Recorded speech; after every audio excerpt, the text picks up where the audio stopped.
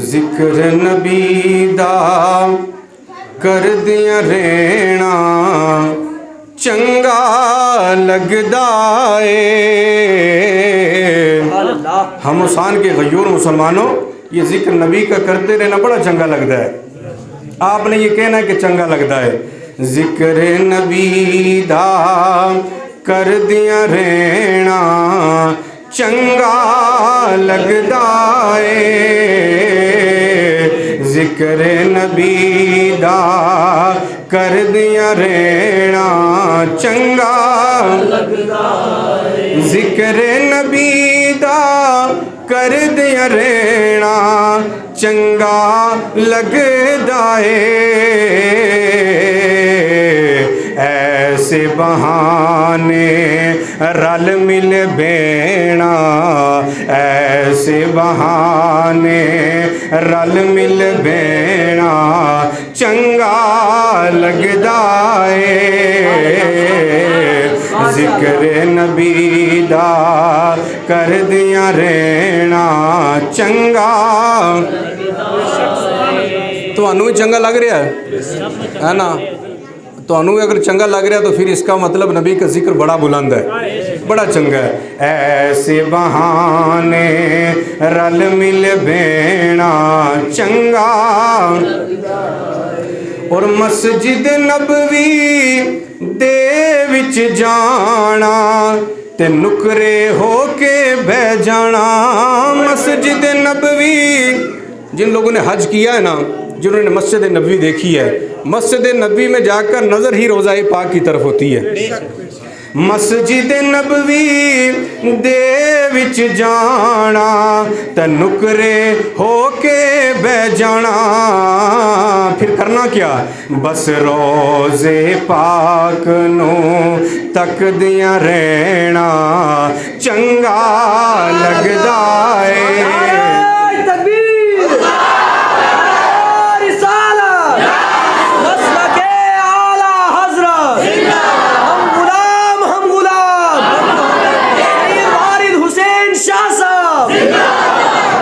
بس روزے پاک نو تک دیا رہنا چنگا، اور آل نبی دی عظمت خاطر وچ اکھاڑے تے۔ ابھی مولانا شکیل صاحب عرض کر رہے تھے کہ آپ یہ نہ سوچیں میں کہاں کا ہوں، اب ہوں کہیں کبھی، لیکن آپ کے علاقے میں پہلی بار آنا ہوا ہے، پہلی بار۔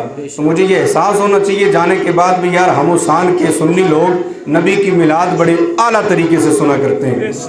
شاعر کہتا ہے، میں آپ کو بتاؤں کہ جنید بغدادی، پہلے بات سن لیں پھر شعر سننے کا مزہ آ جاتا ہے۔ جنید بغدادی بغداد کا ایک اتنا بڑا درباری پہلوان تھا کہ بادشاہ نے اعلان کیا کہ جو میرے درباری پہلوان جنید کی کشتی میں گرا دے گا آدھی بادشاہت اس کے نام کر دوں گا۔ تو کوئی بادشاہ ہی تھا نا۔ اب یہ گالیں چلنی یہ غریب جے سید کو پوچھی، سبحان اللہ، جڑا جاندار نہیں سی، ہے بڑا بے جان سی، لیکن تھا گھر سے غریب، 2 بچیاں تھی گھر میں کنواری جن کی شادی نہیں ہوئی تھی۔ تو اس نے کہا بھائی یہ جنید سے کشتی میں لڑوں گا، جنید نال کشتی میں لڑنی ہے۔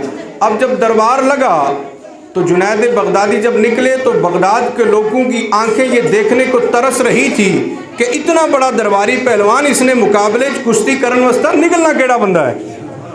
ادھر سے کمزور سا سید نکلا، ہاتھ میں عصا ہے، اور اس کے سہارے چلا تو تھوڑا سا آگے پہنچا تو جنید کے جب قریب پہنچا، جنید آکھن لگے بابا جی اگر مرنا اسی دے کچھ اور نے سیر راگا مرو، میرے مٹھے کیوں لگنا؟ اے پتر جی ذرا نیڑے آؤ، اے کیا ہے کشتی نہیں ہے، کچھ شرائطاں طے کرنے ہیں۔ پنجابی سمجھ آ رہی ہے نا آپ کو؟ ہاں، سواد بھی آ رہا ہوگا۔ کچھ کشتی نہیں ہے، شرائطاں طے کرنے ہیں۔ اے جی کیا جب قریب آئے نا تو بابا جی آخر لگے ہے پتر جنید آج اگر تم میرے واسطے، میں نبی نہ پتر ہاں، نبی نہ نواساں، میرے واسطے جان بوجھ گئے، اگر تو اس میدان میں ٹہ جمیں، شکست کھا لویں تو کل اسنا بدلہ میدان ہے میں شریچ اپنے نانا جان کو تو لے کے دیاں گا۔ اتنی بات سنی تو جنید نے سوچا ادھر بادشاہت کا مسئلہ ہے، بادشاہ کی عزت کا معاملہ، میری عزت کا معاملہ، ادھر نبی کے نواسے کا معاملہ ہے۔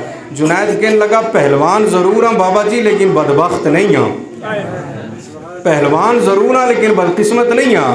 इंशाअल्लाह अज मैं तुहाडे वास्ते टह जाना, लेकिन शर्त यह है कि कल मैदान बैशरी अपने नाना जान को शफात करा के मैंने जन्नत दे दियो। तो जब दोनों हाथ कुश्ती के लगे तो बाबा जी ने जैसा पकड़ा जुनैद गिर गए। कुश्ती ख़त्म हुई, घर पहुँचे तो बादशाह ने पूछा, जुनैद मैं इस बात को बड़े अच्छे से जानता हूँ, तू ना गिर सकता था ना गिरने वाला था, और तो गिरा भी जानबूझकर, बता मामला क्या था। तो कहने लगे, बादशाह सलामत, मुझे पता है कि आपकी बादशाहत का मसला भी था, लेकिन उधर मैदान में खड़ा नबी का नवासा था, इस वजह से मैंने अपनी इज्जत भी ना देखी, आपकी इज्जत भी ना देखी, शाही दरबार की पहलवानी को भी ना देखा, नबी के नवासे की खातिर शिकस्त खा ली। अल्लाह रब्बुल इज़्ज़त कल मैदान महशर में इसका बदला मुझे दे देगा।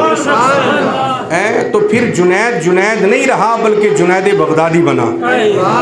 तो शायर कहता है, आले नबी दी अजमत खातिर विच अखाड़े ते, आले नबी दी अजमत खातिर विच अखाड़े ते, ओ शेख जुनैद दा जान के टहना चंगा लगदा है। माशाल्लाह मिलकर पढ़े, शेख जुनैद दा जान के टहना चंगा, मिलकर पढ़े, शेख जुनैद दा जान के टहना चंगा लगदा है। ऐसे बहाने रल मिल बेना, ऐसे बहाने रल मिल बेना चंगा लगदा है। और जो जिक्र नबी सुनकर जिन्होंने मत्थियां ते वट पेने ना, अब शायर ने मौलाना साहब उसके बारे में क्या कहा कि जिक्र नबी दा सुन के जेड़े मत्थे त्यूड़ी पांदे ने, ये त्यूड़ी समझ रहे हो ना, जिक्र नबी दा सुन के जेड़े मत्थे त्यूड़ी पांदे ने। सुभान अल्लाह तो बोले ना, क्या बात है। इतनी भी भूख आपको नहीं लगी, इतनी ठंडी सुभान अल्लाह नहीं चलने वाली, जबरदस्त वाली सुभान अल्लाह। जिक्र नबी दा सुन के जेड़े मत्थे त्यूड़ी पांदे ने, फिर इन लोगों से हम क्या करते हैं, ऐसे बंदियां दे नल खेना चंगा लगदा है, ऐसे बंदियां दे नल खेना चंगा लगदा है। तकबीर, नारा रिसालत, आला हज़रत, सरकार की आमद, दिलदार की आमद, आका की आमद, मसलके आला हज़रत। जिक्र नबी दा सुन के जेड़े मत्थे त्यूड़ी पांदे ने, ऐसे बंदियां दे नल खेना चंगा लगदा है, ऐसे बहाने रल मिल बेना चंगा। और आखिरी शेर सुने, शायर कहता है, ऊंचे बोल ना बोल ज़हूरी रब ते बंदियां ते, ऊंचे बोल ना बोल ज़हूरी रब दे बंदियां ते, ऊंचे बोल ना बोल ज़हूरी रब ते बंदियां ते। फिर करना क्या है, इथों नीवी पाके लंघदियां रहना, इथों नीवी पाके लंघदियां रहना चंगा लगदा है,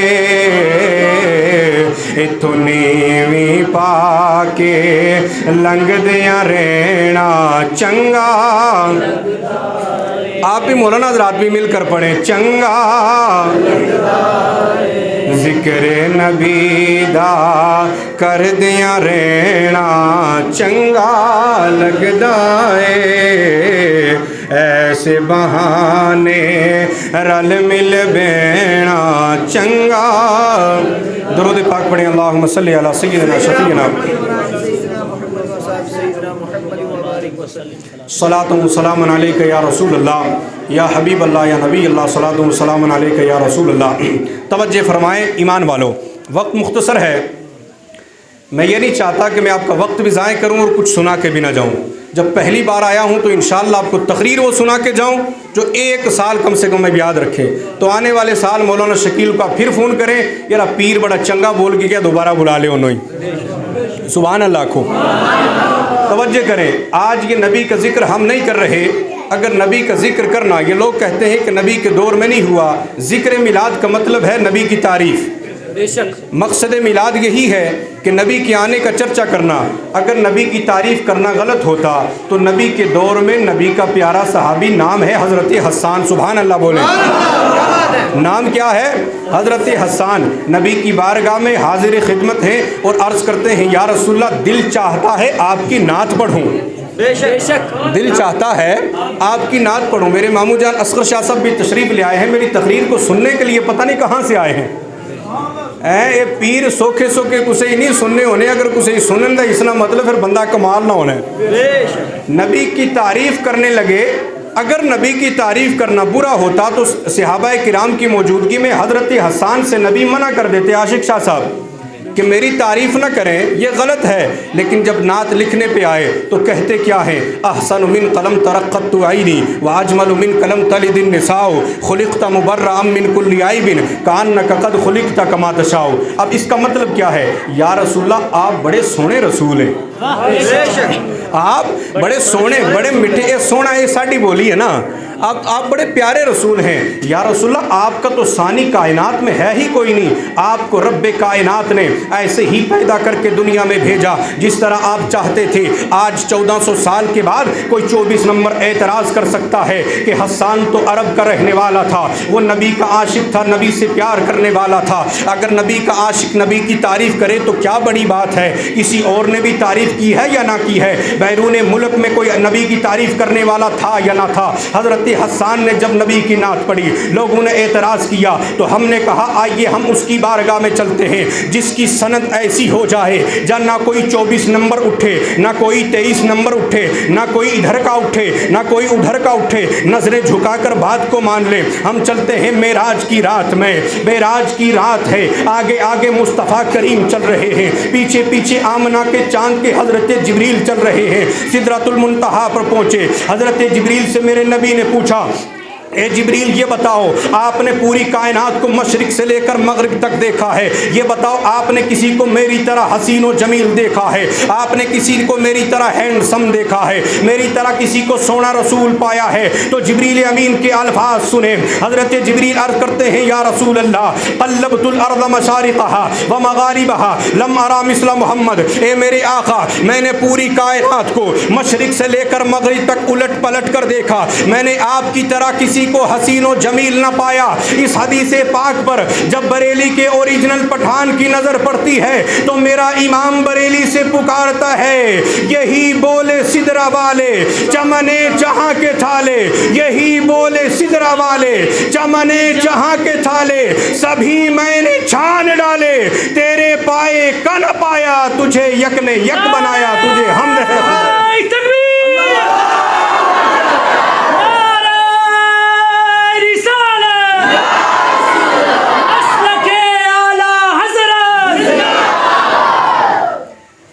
تیرا ثانی کوئی نہیں ہے، کہنے والا کون ہے؟ کہنے والا کون ہے؟ جبریل امین۔ اگر کسی کی ماں نے دودھ پلایا ہو تو جبریل کی بات کو رد کر کے بتائے، گھر وچ بہ کے نبی نے خلاف بکنا اور ہے، میدان میں آ کر نبی کے غلاموں سے جھپٹنا یہ کچھ اور ہے۔ یہ نہیں کہ مولانا صاحب نے تقریر کر دی تو آپ میرے ساتھ میرے بعد جانے کے بعد مولانا شکیل صاحب سے کچھ کہیں، آپ آئیں ضرور میرے سے پوچھیں، آپ سوال کر سکتے ہیں مولانا کہاں ہے ذکر نبی؟ قرآن کی آیت میں نے بیان کی، آپ سبحان اللہ بولیں تو رب کا قرآن نہ سناؤں؟ اے جی ٹھنڈی سبحان اللہ نہیں بلکہ رج کے سبحان اللہ کو۔ اللہ جزائے خیر عطا فرمائے. ہمارے ایاز صاحب یہ بڑے جذباتی سادات تو ویسے ہی ماشاءاللہ جذباتی ہوتے ہیں. آپ یہاں پہ تشریف لائیں, آپ کی ضرورت ہمیں یہاں پہ ہے. اللہ ان کے اقبال کو بھی بلند فرمائے. رب کا قرآن ہے, رب کا قرآن ارشاد فرماتا ہے قد جاءکم من اللہ نور و کتاب مبین. اگر آپ اجازت دیں تو ترنم میں قرآن نہ سنا دوں؟ سبحان اللہ, آنکھوں نہ پھر سناؤ. رب کا قرآن ارشاد فرماتا قد جاءکم من اللہ نور و کتاب مبین.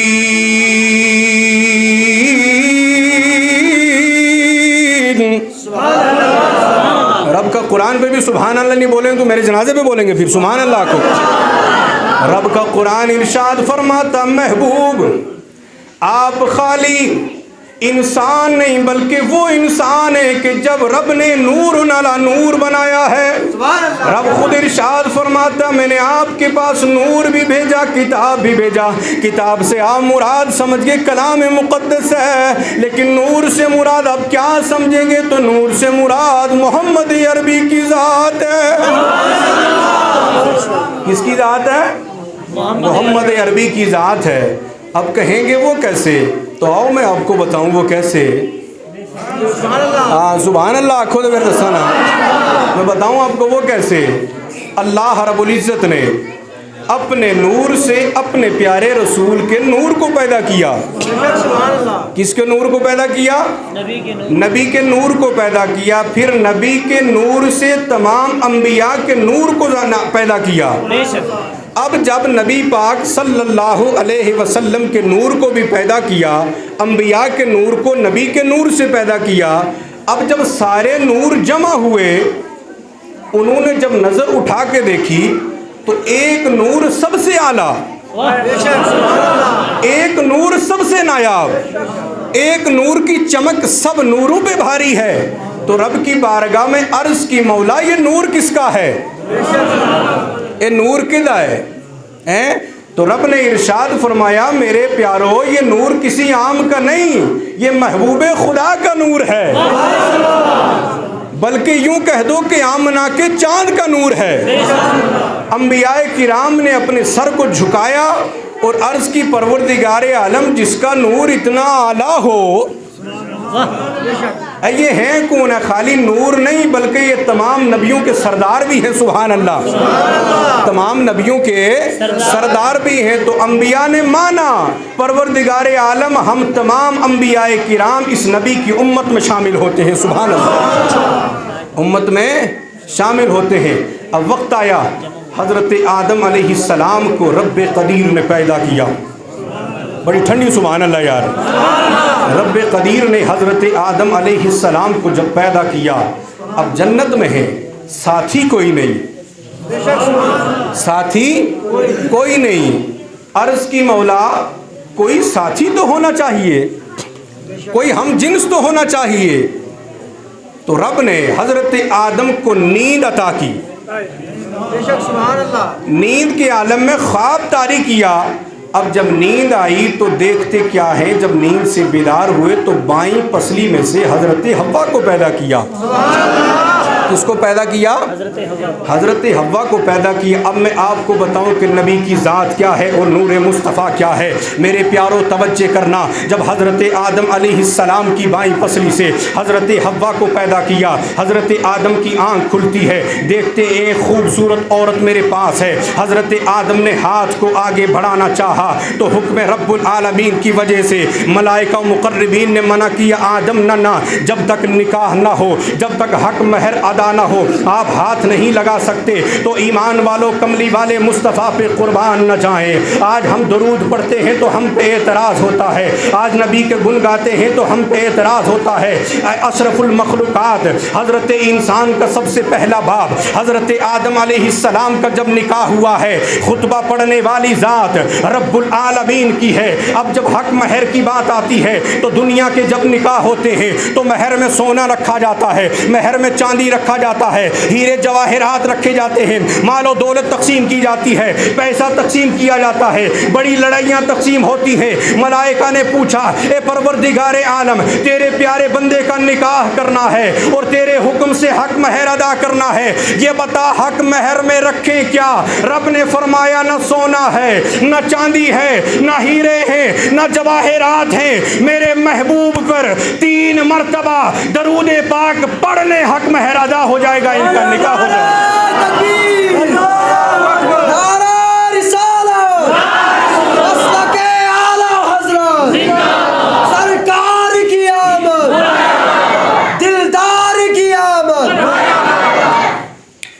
یہ پیسوں کی طرف آپ نہ دیکھیں، یہ مجھے ملنے والے ہیں، آپ کو نہیں، لیکن آپ کو پتہ کیا مل رہا ہے؟ عشق رسالت کا جام مل رہا ہے۔